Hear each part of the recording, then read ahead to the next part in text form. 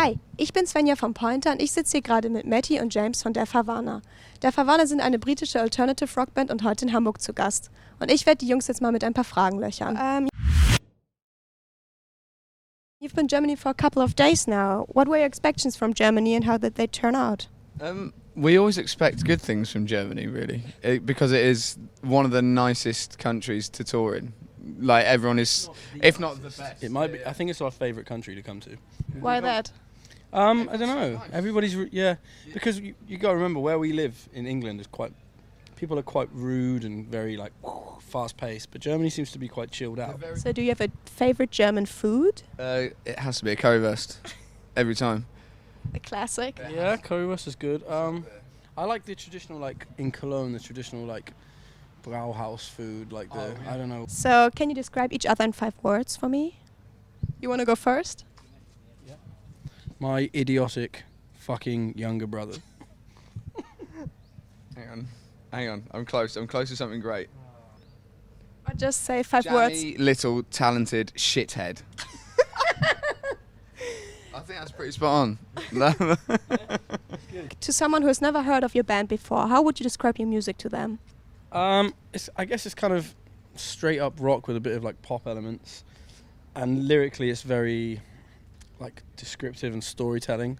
But I think it's kind of just like straight up alternative rock, I suppose. It's got a bit more poppy now, but we have danced around with a lot of different musical styles, and so I find that quite a difficult way to answer that question within the musical style. So I find it everything we do is quite honest, and I think that is the word I'd describe. So your new album's quite different compared to the last albums. What made you change the direction?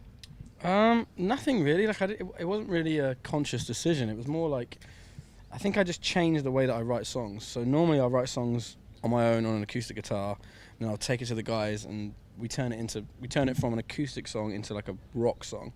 But this time I wrote it at a computer and like on like Pro Tools or whatever, like nerdy computer programs. So I was more obsessed with like finding a cool keyboard sound or like a cool drum loop as opposed to like writing a full song. So it kind of, I think the reason it sounds a bit more poppy and electronic is because most of it was written on either a keyboard or a computer, which is pretty weird for me because I don't play keyboard. Are you scared that some of the older fans are going to be disappointed? Yeah, of course, yeah. Well, not so much now because we've released 3 songs and people seem to have reacted pretty well to them. But beforehand, I mean, yeah, of course I still am. I'm still pretty apprehensive because there will be some people who don't like it, but we're really happy with it. So I noticed that all of the song titles are from a religious context, like sinner or holy. Yeah. Was there any intention behind it, or what was the intention? I don't know really. I'm not religious, so it wasn't that. I guess I always like the idea of like sins and confessions because I feel like I've committed a lot of sins in my life, I guess.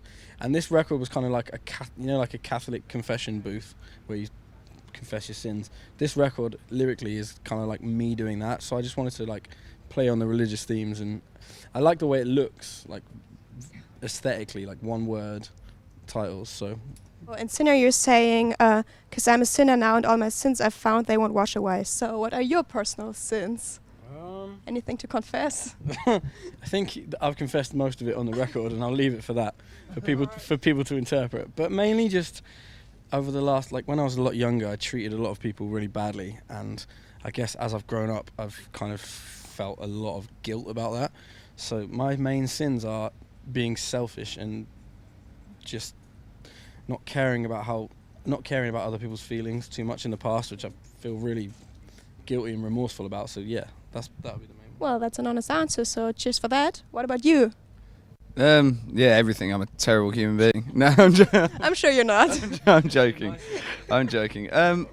Yeah, I don't know. Just again, selfishness and stuff like that.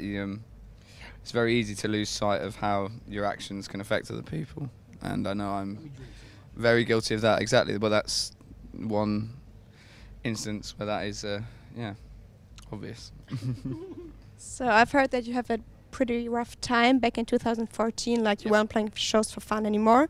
So what advice do you have for young unknown bands that want to make it in the music industry? I I know what I would say, and that is never lose sight of why you are doing it. Because we had by that point completely. It took us a good 6 months afterwards to remember how to have fun together and play music. Yeah. And so like the moment it stops being about you hanging around with your friends making music because that's what you believe in, then that's when you have an issue. You always have to keep grounded, and I think we are quite good at that now, but you're right, in 2014 it was very difficult for us to remember that sort of thing.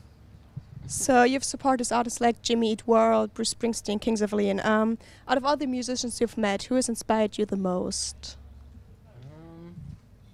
Well, in terms of songwriting, definitely Bruce Springsteen. Like, just the way he tells stories, all the stuff he writes about, it definitely hasn't all happened to him because he'd need to be like 400 years old to have done that much stuff.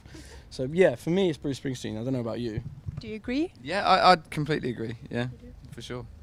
So talking about the artists you've supported, did you ever actually have the chance to talk or hang out with them? And if so, what were they like? Yeah, Spill it. Yeah. Well, okay. So we toured with Kings of Leon, and we met them on the last day, and they were super nice. Like, they're just really. I've heard like horror stories about them, but they were really chilled out, and like they were the only band we've ever toured with who every single night on stage they would give us a shout out. So if you could collaborate with any artist in the world, who would it be and why? You want to go first? Well, I would say Trent Reznor of Nine Inch Nails because he's a fucking genius. Mine would be Bjork because she's just like she's a fucking alien. She's the most amazing singer ever, and like the chance to try and write music with someone like that who thinks about it so differently would be amazing. So yeah, Bjork. So last but not least, with your new album coming up, what can we expect from you guys in the near future? You can expect us to be in Germany a lot. I think we want to try and. I basically just want to move here so we can. You want to move here? Yeah. We all love it. Like, we really do. Well, you need to know Hamburg is the coolest city in Germany. So. Hamburg and Berlin are the coolest cities in Germany for sure. But yeah, we love Hamburg. So do you have a favorite spot in Hamburg? I don't know really. It's just all pretty good, to be fair. It's just nice because there's everything around, so you can just stumble into bar to bar to bar to bar. Oh yeah, it's like the famous Reeperbahn. It's like 5 minutes from here. So after the show, go An and. hour ago, we were just there. An hour ago. Yeah, There's nothing going on at like 6 in the evening. Nothing. Everything's shut until 8. Sucks. 8 until 10. Okay, 10. Probably. Probably, yeah.